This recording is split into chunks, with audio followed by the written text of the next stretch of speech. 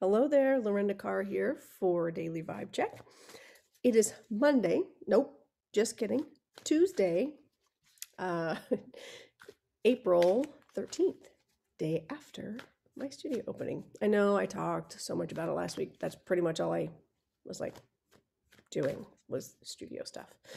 It was a successful opening. We got everything done. So over the weekend, I did the weekend reading, right? And it was frustrating because the last three have been really rough weekends. And I'm like, okay, over it, kind of over this, but let's keep it positive here. So, but every time it's been that things play out on Friday and then the rest of the weekend is fine. So, note to self, if I'm going to do weekend readings, I just need to do Saturday, Sunday. Friday gets its own reading because don't be setting me up for negative stuff. So, so I hope you all had a fantastic weekend. And my Friday, by the way, was rough, but it was done by noon. So it worked out fine. Sorry. Must not be using my voice enough today. Lies. I've been using it all day. All right. Let's see. What does Spirit want us to know for our greatest and highest good? I know this is late, but I just did not have time to pre-record anymore. So you get it when you get it. I'm sure it'll be perfect. Spirit knows how to take care of us this way. All right, so the first card comes up, Five of Cups. Now, I call this the mourning card, and it's mourning the loss of something. And when it's not necessarily just death, it could be more just mourning the loss of a way of life, a way of thinking, a relationship. But then what this card challenges us to do, because fives are feedback, like difficult times for us to learn from. So what I always point out with this is there's 3 cups in the front and they're spilled and we're all sad. Yeah. But then we have to remember that there are 2 more cups behind us. That while we've lost something, we still have other things that are important to us. Let's see. 2 of Wands reversed. So 2 of Wands reversed is it's not taking the steps forward to do something. And I feel like this is saying that, okay, what I feel, what Spirit is impressing upon me is that because you're mourning something that has fallen over, you're not taking advantage of the opportunities, the 2 opportunities that are before you. So instead of saying, oh my gosh, I lost my job and I can't, yep. But what if you have other offers? What if there are other job openings that would help you grow and actually do better for you? Sometimes the universe says, okay, you know what? This person's terrible at making decisions and getting out of bad situations. So we're just going to move them right along. Okay. So this is basically encouraging you to, you're not going to move on until you can move on from here. Okay. So, and there's the dogs right on cue. I made the mistake of moving my barricades from the side lights. And now they can see everything. Oh my goodness. Okay, momentary pause there. All right. So let's see what the lesson card, like the soul's lesson card is, that kind of ties all this together. See what we should really be focusing on. Oh, okay. Well, death. I am learning that endings are merely beginnings. So, yeah. So going back to the example of if you've lost a job and you're sad, like this literally, it could be mourning the death of something, mourning the loss of something. And because you are stuck in this mourning thing and you're not seeing what you need to see, you're not able to move forward and take those necessary steps. So I'm going to pick one more card, and I want to set the intention that what's the action? What can we do? We know that we're not moving on. We know what's caused it. So let's figure out what is actionable. What can we do to move forward? Hey, go to Florida. I would.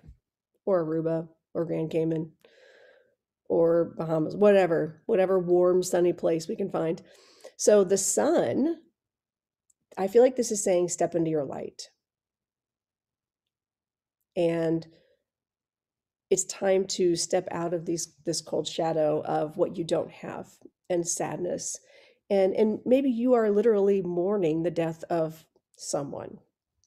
And for that, if that's the case, I'm so sorry that you're going through this. And the sun is such a positive card. It can be all about, it can be a vacation. Maybe if you've lost something and you're bummed about it, all of a sudden you're like, but wait, I have free time. I'm going to go on vacation. Okay. Or, maybe over the last year, here we go. Over the last year, pandemic, all these things happening, and we were mourning the loss of a way of life. And, I fully believe the pandemic has changed us forever, and how we think, how we function, how we move forward in just society in general. And I know that please hold. Okay. Sorry, I had to pause there for a second. Second time. Dogs. Had to kick them out. They're exercising. So back to what I was saying.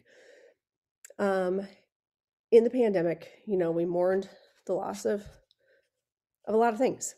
There was just literally physical death, their actual death, like over 500,000 people in America alone, or in the United States alone. So we're mourning the loss, but we're also mourning the loss of jobs. There's just so many things, way of life. Our world's been turned upside down. Now we are finally getting on the other side of it. Are we in the clear yet? No. But man, does it feel good to, get the vaccine and to know that even if you have to wear a mask a little while longer, you can move through that. We're in the home stretch. And that's where this comes in. We're going to be able to travel again. And actually, like, a lot of other people went on spring break. I did not. I lived at the studio. But, this is saying travel. It's saying step into your light. And it's also challenging to say, what did we learn from this?